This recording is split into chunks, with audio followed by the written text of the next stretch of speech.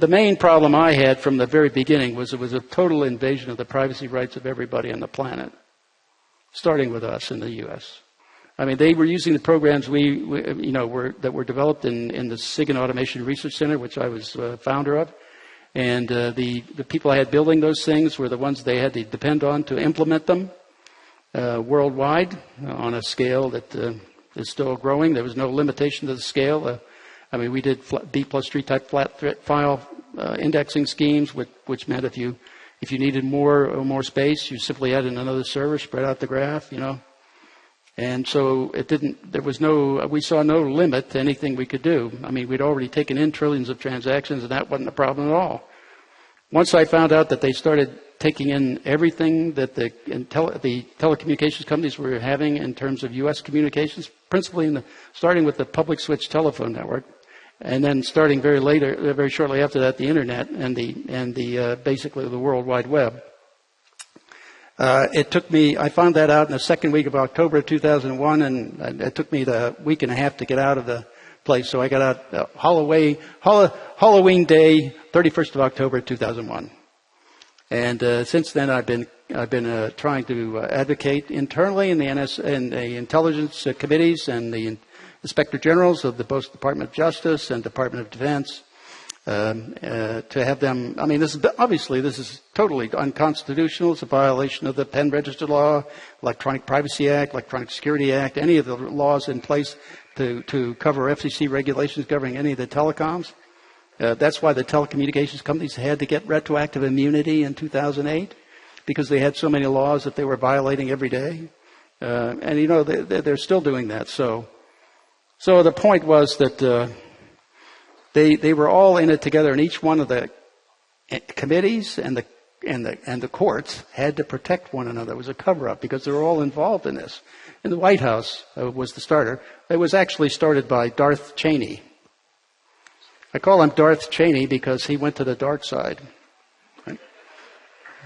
That's what he said, anyway.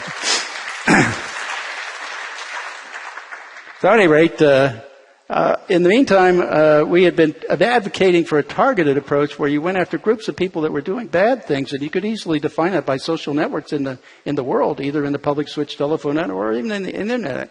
We had no difficulty doing that at line speeds, fiber optic rates. We were able to sessionize fiber optic rates at STEM level transmissions in 1998.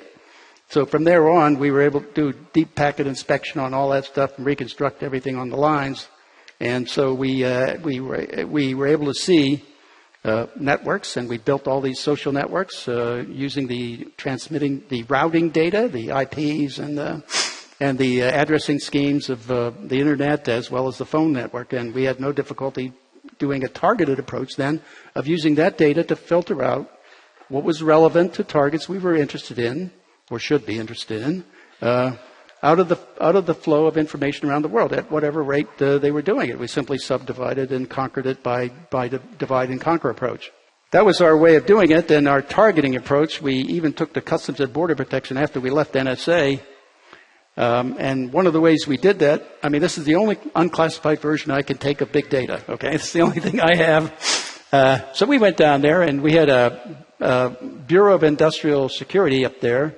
The Commerce Department published this alert because some military in Iraq overran the bomb making factory, and they found some parts in there, and they looked at the parts, they saw the part numbers, and I think they traced the part numbers back to companies in the U.S. selling them to Iranian companies in Dubai.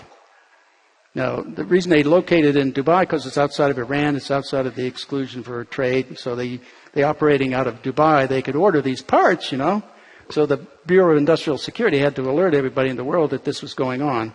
So we took that and used Google and went on the web. This was some more of the data they had. So, but we used it and went onto the web and Googled all the things and started looking at the data. This was also given, continued. Now, at any rate, what we did was we went out, we added all kinds of information to that, looking at, we added fax numbers, phone numbers, addresses, more data on people involved, and more company names involved.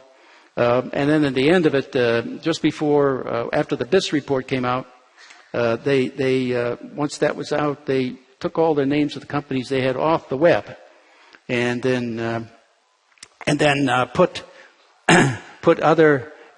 kept that data out of the way, because then they thought that the BIS and Customs and Border Protection were still looking for the old data. They didn't have that confirmed, so they removed it and they changed the names.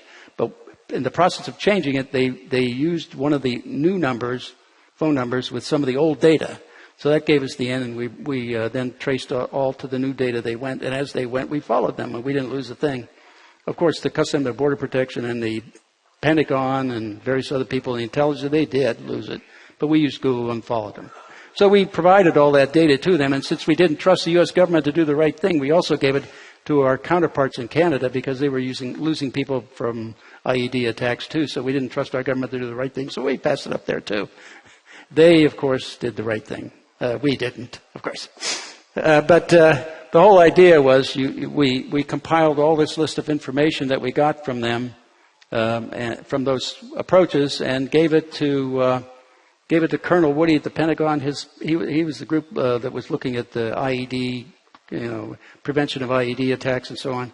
So we passed all this data down to try to cut the supply of parts going into them. The reason they used multiple company names to do the construction of the IEDs is because each company would order a different part. And the idea was that if the Customs and Border Protection looked at a given company, which is the way they do it, they would only see one part of an IED and never deduce that they were putting together an IED. So unless you collapse them down by a common attribute, like they're all sharing the same phone number, or they're all sharing in the same address or something like that, to put these multiple companies into one place where you see the whole activity, then you sum it all together by their names and you see the IEDs. So you can see what they're doing when you do that. And so we proposed to Customs and Border Protection that we do this for them. They had a small data set of about 500 million records over 10 years of imports and exports. That was like one import could be 1,000 cars on a ship, So it was like 500 million records. And they said it was a real mess because the data was dirty and all that. We looked at it and thought it was a gold mine.